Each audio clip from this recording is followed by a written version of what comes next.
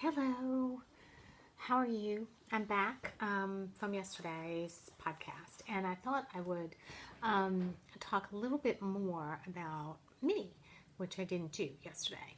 I told you that I owned a business in Atlanta for 25 years and sold it, and now I'm retired and I knit slowly. As you know, I am a very slow knitter.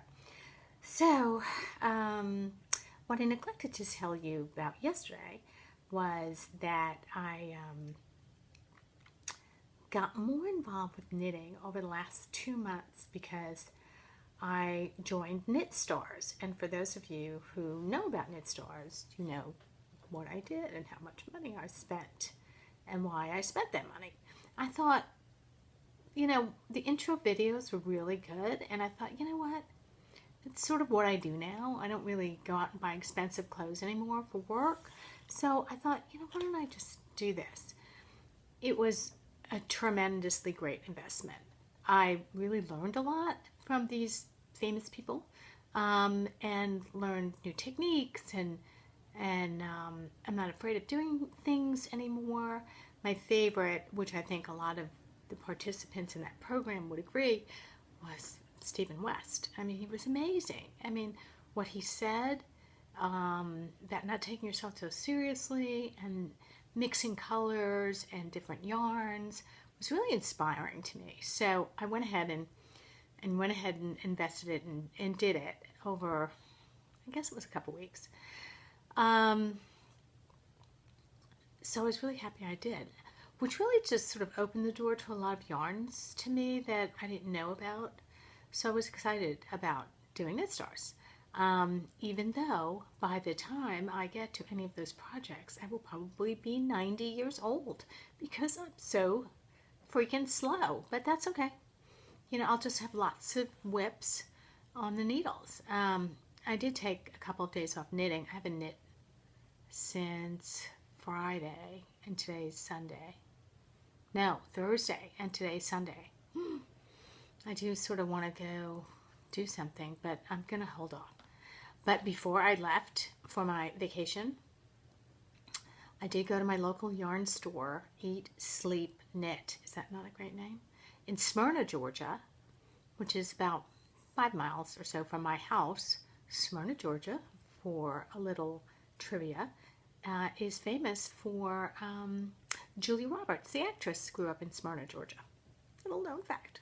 Maybe many of you knew that. Anyway, so I was on the mission to buy yarn for my next Melanie Berg shawl, which is Eifen Gold. And you should look it up. It's EIFEN Gold, Gold. And it's sort of intricate, kind of, but there's a lot of color work. And as I've told you before, I'm sort of intrigued by color work. Well, I really, what I do is I go through the Ravelry people who are doing that pattern, and I see what colors they've chosen.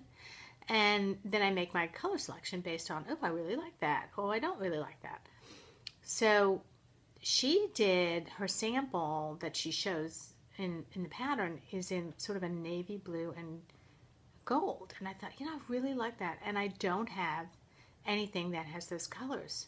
So what did I do?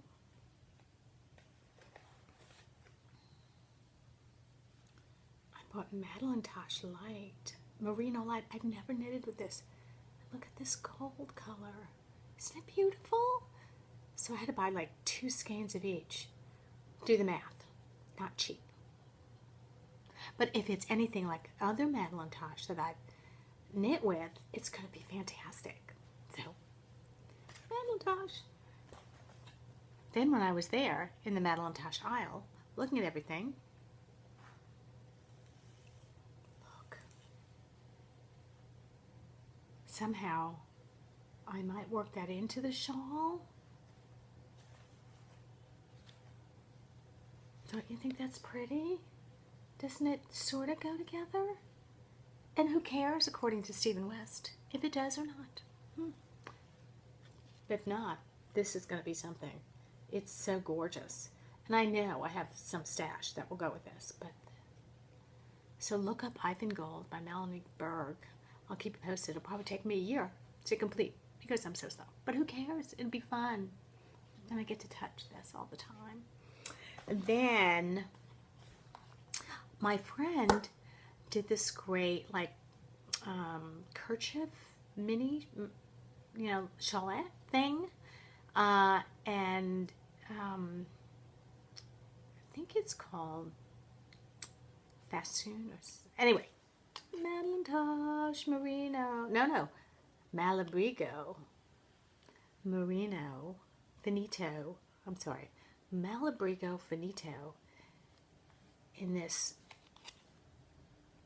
Pearl 10 colorway, which I have another skein of. And I thought, I need another one of those. Because I might, who knows what will happen with that Charlotte. Anyway, that was my little splurge. Then, because a lot of the podcasters I've been listening to have been talking a lot about the bags. I went ahead and Jody from the Grocery Girls has a new slew of bags out. And she announced that it would be available today. So, of course, I waited until 3 p.m. Eastern Time, which is 2 hours after 1 p.m. Mountain Time. I ordered a bag. So, I'll get one of Jody's bags. I did get a couple of other bags now that all of you have got me sort of hooked on these bags. So, anyway, I thought I would tell you a little bit more about what I'm doing, what I'm up to. Today, it was so cold and rainy, I actually wore one of my Pearl Soho berets hat made out of, what do you think, Finito. That was fun. It was rainy and icky, and now I'm home. I'm happy to be home, and Bob is downstairs watching football. I think we're losing. Atlanta Falcons is who we root for. Anyway, so I wanted to tell you a little bit more. The reason why I try to talk so much with my hands is my mom and dad, who are now deceased, unfortunately, were deaf, sign language deaf, profoundly deaf. And so often I'll make funny expressions in my face because that's the way we would communicate with them. And my mother, the knitter, needlework, did all kinds of, she was a seamstress, she loved needlework, she did really beautiful things, and knit a lot. In fact, when she passed away, my sister sent me all her knitting needles. I'll show them to you some other time. And in the package was like a half-done sweater. I tried to finish it. I couldn't. But it was so sweet to see. But yeah, they're deaf. So when you see these expressions on my face, you'll know. It's a way we communicate. But then again, I've seen a lot of you knit stars and you have great expressions. So, and your parents probably aren't deaf. We had fun growing up. So now I tell people that I speak 2 languages, English and ASL, which is American Sign Language. So anytime you need an interpreter or you know a deaf knitter, tell them about me. I'll tell them about me. Anyway, I'm giving my hands a rest because they're cramped up still. But I did buy like a heating thing that might help with some blood flow in the hands so that my slow knitting won't be extraordinarily slow, just be mediocrely slow. Anyway, so I thought I would do a 1A. I have a lot more to tell you, but I will leave that for more later. I did bring you one of my FOs, which again, all right, this is getting boring. I did Infinito. It's the first time I knit with 2 balls of yarn. So, and I think I still have a little of both of these left, which I will use for something, some way. But it's sort of not wide enough for me, but I was sort of experimenting. But it's, it's fine for, putting this around your collar when it's cold outside. And then I wanted to show you that I also did this hat. This is a pattern from Pearl Soho, and it's called the Pearl Soho Beret. And this is the second one I made. It's a little too big because the first one was a little too small. And so, I made this. I wore this today to Costco. You know how cold Costco is. It's cold in there. Anyway, so this is some of my FOs that I want to show you. So that's it for now. I will sign off, and I will be back.